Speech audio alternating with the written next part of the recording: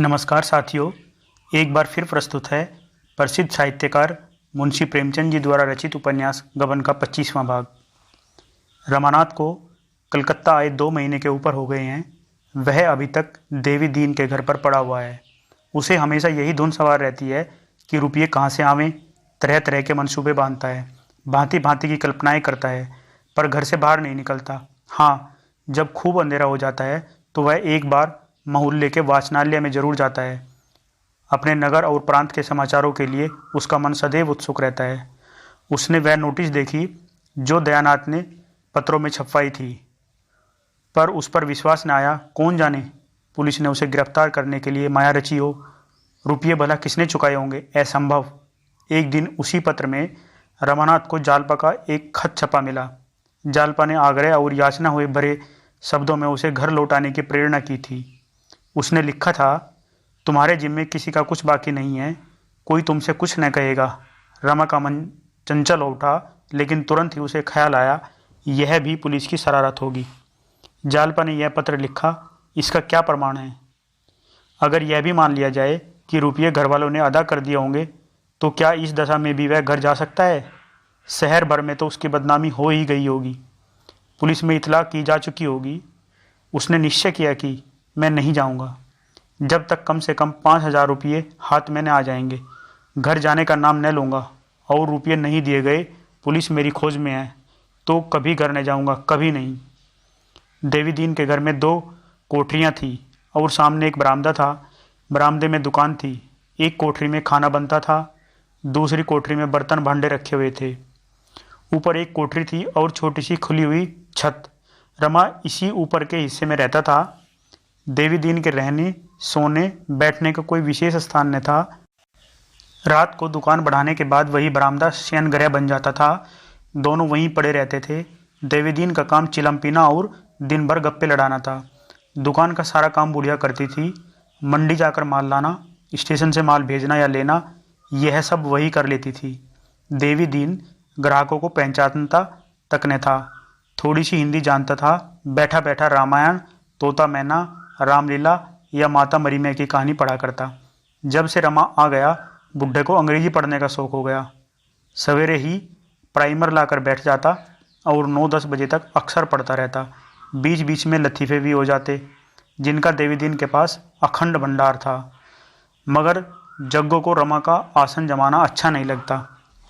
वह उसे अपना मुनीम तो बनाए हुए हैं, हिसाब किताब भी उसी से लिखवाती हैं, पर इतने से काम के लिए वह एक आदमी रखना व्यर्थ समझती है। यह काम तो वह ग्राहकों से ही करा लेती थी। उसे रमा का रहना खलता था, पर रमा इतना विनम्र, इतना सेवा तत्पर, इतना धर्मनिष्ठ कि वह स्पष्ट रूप से कोई आपत्ति न कर सकती थी। हाँ, दूसरों पर रखकर श्लेष रूप से उसे सुना सुनाकर दिल का गुब्बार निकालती रहती थी।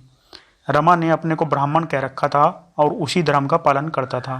ब्राह्मण और धर्मनिष्ठ बनकर वह दोनों प्राणियों का श्रद्धा पात्र बन सकता था।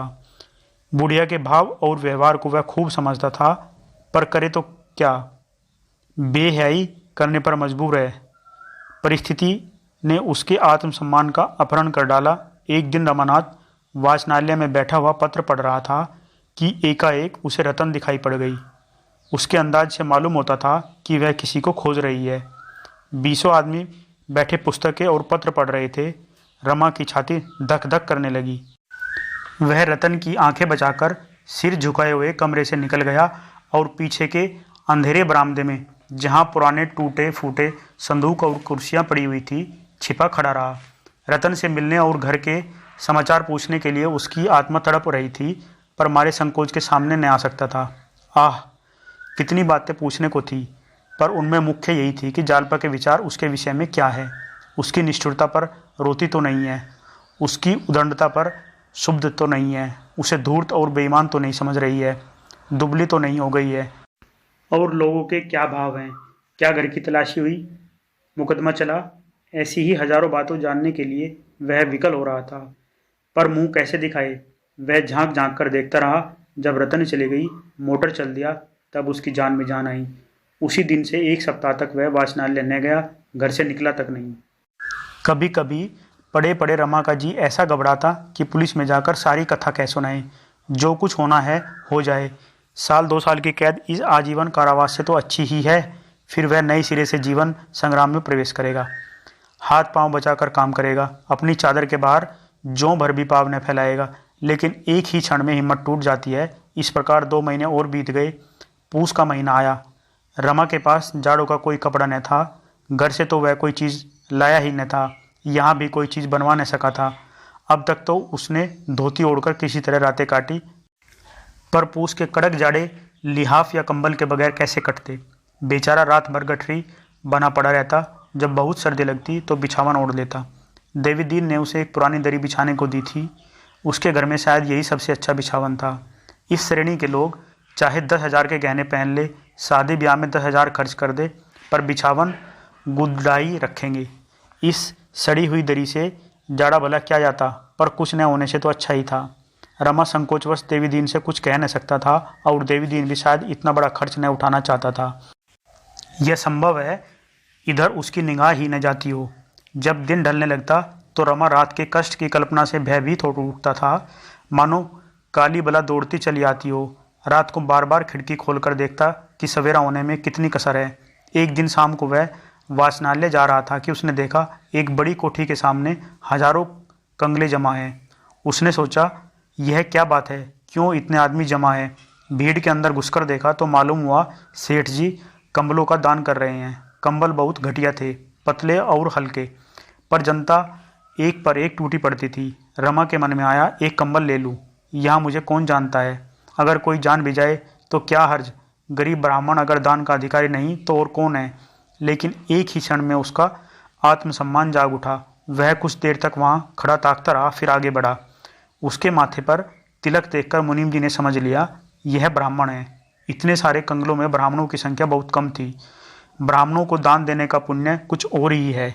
मुनीम जी मन में प्रसन्न हुए कि एक ब्राह्मण देवता दिखाई तो दिए। इसलिए जब उसने रमा को जाते देखा तो बोला, पंडित जी कहाँ चले, कंबल तो लेते जाइए। रमा मारे संकोच के गड़ गया।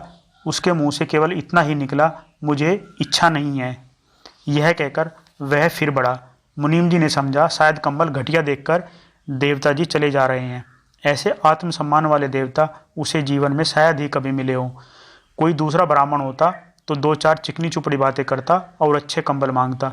यह देवता बिना कुछ कहे ही चले जा रहे हैं तो अवश्य कोई त्यागी जीव है। उसने लपक कर रमा का हाथ पकड़ लिया और बोला, आओ तो महाराज, आपके लिए चोखा कंबल रखा है, यह तो कमलों के लिए है। रमा ने देखा कि बिना मांगे एक चीज़ मिल रही है, जबरदस्ती गले लगाई जा रही है, तो वह 2 बार और नहीं करके मुनीम जी के साथ अंदर चला गया। मुनीम ने उसे कोठी में ले जाकर तख्त पर बैठाया और एक अच्छा सा कंबल भेंट किया। रमा की संतोष वृत्ति का उस पर इतना प्रभाव पड़ा कि उसने 5 रुपये दक्षिणा भी देना चाहा, किंतु रमा ने उसे लेने से साफ इनकार कर दिया। जन्म जन्मांतर की संचित मर्यादा कंबल लेकर ही हाथ हो उठी थी। दक्षिणा के लिए हाथ फैलाना उसके लिए असंभव हो गया। मुनीम ने चकित होकर कहा, आप यह भेंट न स्वीकार करेंगे तो सेठ जी को बड़ा दुख होगा। रमा ने विरक्त होकर कहा, आपके आग्रह से मैंने कंबल ले लिया, पर दक्षिणा नहीं ले सकता। मुझे धन की आवश्यकता नहीं। जिस सज्जन के घर टिका हुआ हूँ वह मुझे भोजन दे देते हैं, और मुझे लेकर क्या करना है।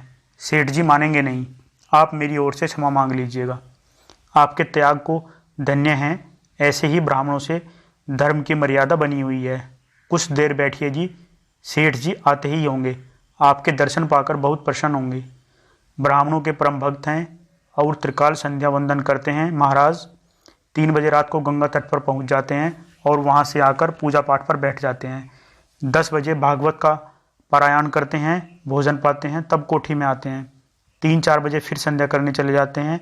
8 बजे थोड़ी देर के लिए फिर आते हैं। 9 बजे ठाकुर द्वारे में कीर्तन सुनते हैं और फिर संध्या करके भोजन पाते हैं। थोड़ी देर में आते ही होंगे। आप कुछ देर बैठें तो बड़ा अच्छा हो। आपका स्थान कहाँ है? रमा ने प्रयाग ने बताकर काशी बतलाया।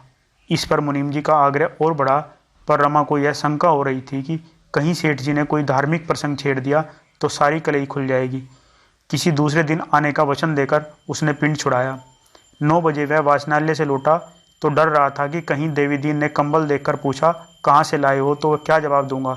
कोई बहाना कर दूंगा, कह दूंगा एक पहचान की दुकान से उधार लाया हूँ। देवी दीन ने कंबल देखते ही पूछा, सेठ करोड़ीमल के यहाँ पहुँच गए क्या महाराज? रमा ने पूछा। कौन सेठ करोड़ीमल? अरे वही जिसकी वह बड़ी लाल कोठी है। रमा कोई बहाना न कर सका, बोला, हाँ मुनीम जी ने पिंड ही न छोड़ा, बड़ा धर्मात्मा जीव है। देवी दीन ने मुस्कुरा कर कहा, बड़ा धर्मात्मा? उसी के थामे तो यह धरती थमी है, नहीं तो अब तक मिट गई होती। रमानाथ, काम तो धर्मात्माओं को ही करता है, मन का हाल ईश्वर जाने।